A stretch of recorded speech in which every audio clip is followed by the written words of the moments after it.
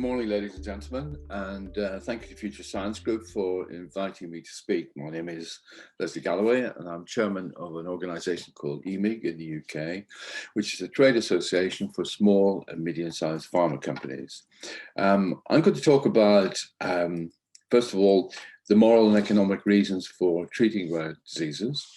I'll talk about the MHRA processes for accelerating access to treatments. Then an opportunity for NICE and its new approach to rare disease therapies through the severity modifier, which will replace end-of-life criteria, uncertainty, and also its new structure for real-world evidence collection. Now, these are three very positive approaches to improving access for patients. But typically we operate in an ecosystem, and often while there are positive activities to talk about, there are unfortunately those that may have a counter effect, and I will talk about those. But first, I'll talk about EMIG, the organization I run. EMIG is, has 300 member companies and organizations. Since 90% belong only to EMIG, we reflect around half of branded volume medicines in the UK. We have free membership for patient charities, and the reason for that is very important for companies to engage with patient representatives to understand what is important for patients from research, but importantly also from products that we provide. Free membership for research policy organizations and also universities and research institutes.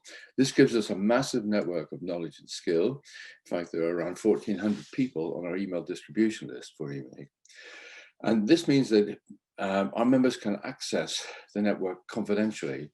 They can submit a question to the network, and within 5 minutes, they can get 5 responses within a day. It can be 25.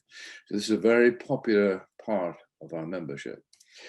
We have 12 special interest groups. This is where we formulate our policies on consultations, etc., etc. So we're a very active membership organization. If you wish to know more about EMIG, you can contact me via our website, emig.org.uk, and you will get a response very quickly. So if we move to the question of why treat, excuse me. First of all, I'll go to the NHS Constitution. This is the moral issue, or the moral aspect of treating rare conditions. And the Constitution itself, these are the very words from the Constitution: everyone counts.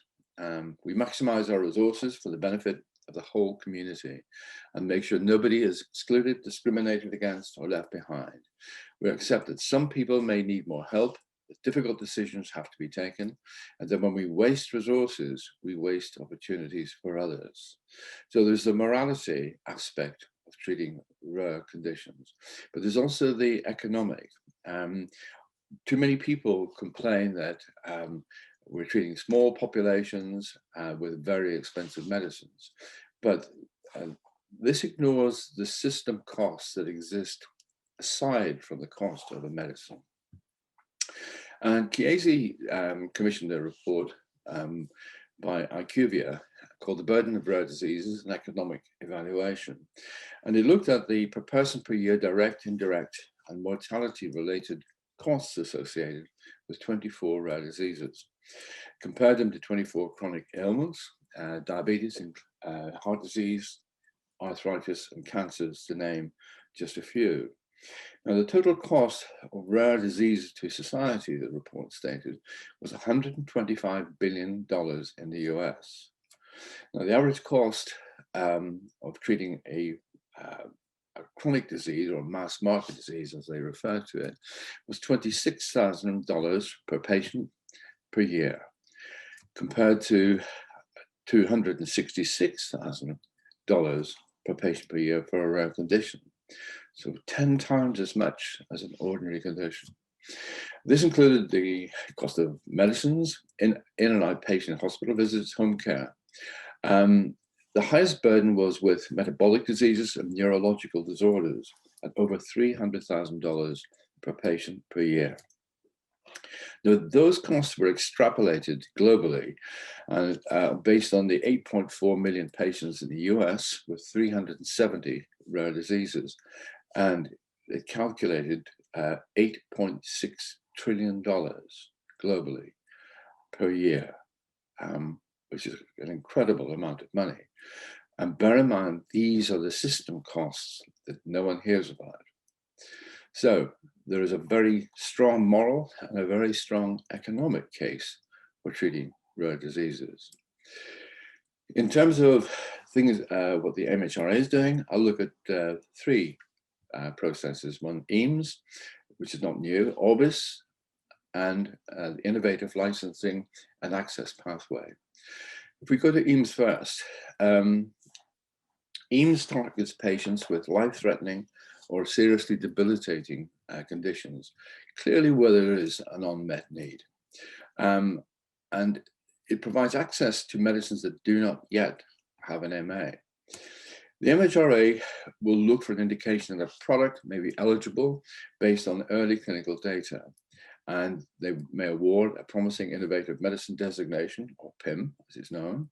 And the PIM is issued after an MHRA scientific meeting, and this could be several years before the product received its MA. The scientific opinion is based on the benefit-risk balance of the medicine. The opinion lasts for a year and can be renewed. Now, it's important to note the scientific opinion does not replace the normal licensing procedure. And this has proven very popular indeed with industry. Orbis looks at the international aspect of the opportunity for oncology products by bringing countries together to license at the same time. And this is a framework for concurrent submission amongst international partners. Now, it will mean faster access to innovative cancer treatments with potential benefits over existing therapies. The countries who are members, the US FDA, who coordinate Orbis, the MHRA in the UK, Australia, Brazil, Canada, Singapore, and Switzerland. Unfortunately, the EU is not yet part of it. You never know. In terms of partners, what they can do, they may propose products for inclusion in the scheme.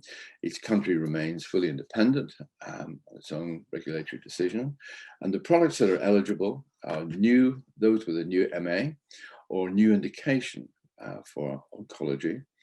It's applicable in the UK only in GB, that is not Northern Ireland. That is because oncology products fall within the mandatory scope of the EMA, and that would conflict with the Northern Ireland Protocol. The FDA coordinates selection of products that will be included, and UK submissions to meet qualifying criteria for the innovation passport within ILAP, which I'll talk about in a moment. It's also good to see that the MHRA, NICE, and SMC have collaborated on the Innovative Licensing and Access Pathway. So to ILAP, it aims to accelerate time to market and facilitate patient access. It's open to new chemical entities, biological medicines, new indications, and also repurposed medicines. Horizon scanning and regulatory science will ensure that the pathway is at the forefront of cutting-edge developments. And this is going to be an evidence-based practice, or the framework will evolve to ensure that evidence-based practice changes as new technologies emerge. ILAP is open to both commercial and non-commercial developers. It comprises of the Innovation Passport plus a target development profile. And the cost of both of those together is £8,000, which is quite a low, affordable fee. It provides an access to a toolkit to support all stages of the design, development, and approvals process, and also opportunities for enhanced regulatory and other stakeholder input. So, three very good processes from MHRA. In terms of NICE, post the NICE methods review, the severity modifier will replace, I should say, the end of life criteria, and it translates to either a 36 or a 51K maximum cost per quality. In terms of uncertainty, NICE is prepared to accept a greater level of uncertainty, but this will have to be discussed at this committee level, how it's arisen and the challenges in generating evidence. The pressure, of course, is for earlier access to medicines, and that goes hand in hand with uncertainty because there will be less data. But there's no doubt about it. In the case of the severity modifier, one of the issues is that different people have different definitions of what is severe.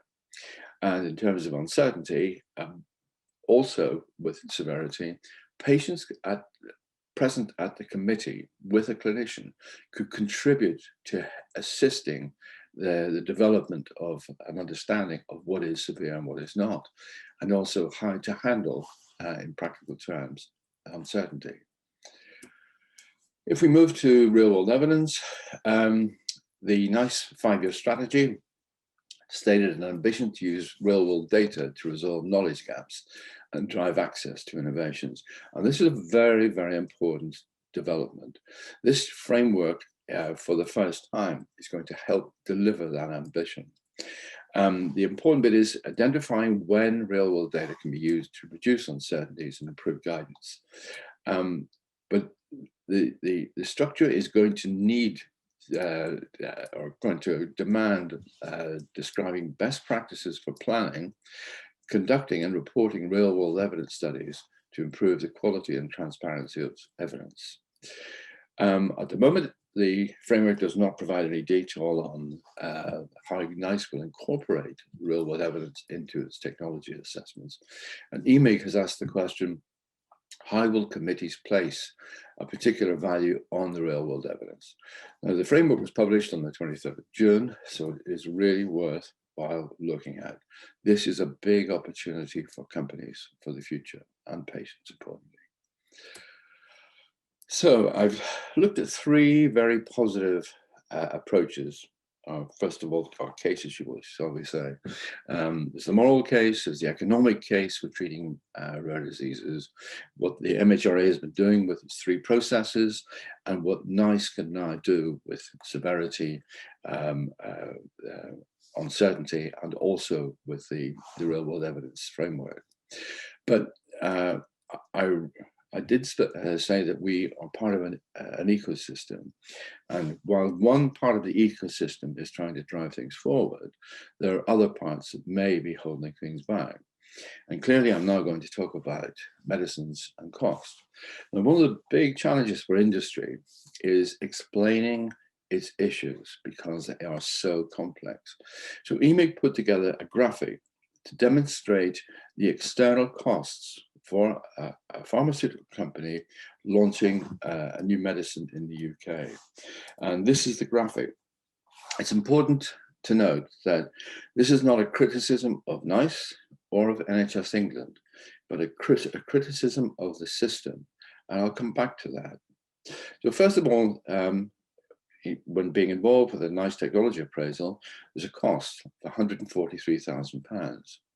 Now, the next step at level 2, a company may be invited to take part in a patient access scheme. Now, those in industry know that while the list price remains the same, and it's the only publicly stated price, very significant discounts are applied during the patient access scheme discussions. They are confidential, so no one is aware of what's happening. A company may in turn instead be referred for a commercial or managed access agreement, which also require very significant discounts.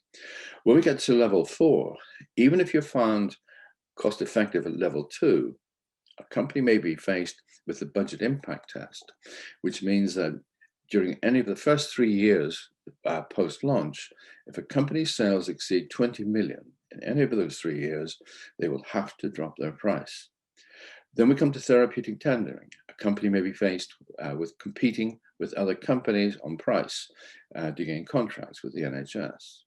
And the final piece of the jigsaw is the voluntary scheme. Now, this is a 5-year agreement between industry and government, for those who are not familiar. It started in 2019, or the current scheme did, and we cap the growth in the medicines bill at 2%. Now, we do that through rebates paid quarterly. The first year, the rebate level was 9%, 9.6%. The last 2 years, it's been 5%. This year, it has risen significantly to 15%. And the prognosis is that it will go to 26, maybe 28% next year. And that's untenable. It's unsustainable for industry. And that is a really significant issue in the future in terms of potentially launching new medicines. So let's look a little bit more closely at the voluntary scheme. So the voluntary scheme, as I've mentioned, potential tax of 26, maybe 28% next year, as well as the other cost containment measures. Now, if companies decide not to launch because it's not affordable in the UK, we may be faced with patients in France and Germany living longer, living better quality lives than those in the UK. We support, as an industry, fair cost controls, but we need an environment which helps the industry to thrive so they can work with the NHS and deliver effective medicines to patients. Now, this is the underlying problem, the system problem I talked about earlier. This bar chart reflects the value of medicine as a percentage of healthcare costs in each country. So what is spent on medicines versus the total spend on healthcare. And the average is 15%. And you can see the UK is very easy to find. It's the smallest at 9% compared to all of these other countries. Germany, 17, France, 15, Italy, 17, Spain, 18. And the message that industry wants to give to government is, it's not our responsibility to fund healthcare in the UK. That's the job of government. We are faced with very rigorous price assessment controls in the UK, with new medicines or not. And the government is making it unaffordable. So to recap, I've covered the positives in terms of why treat, what the regulators are doing, what NICE can be doing, but back to this big problem of the voluntary scheme, which could undo all the good that's being done. So thank you for listening.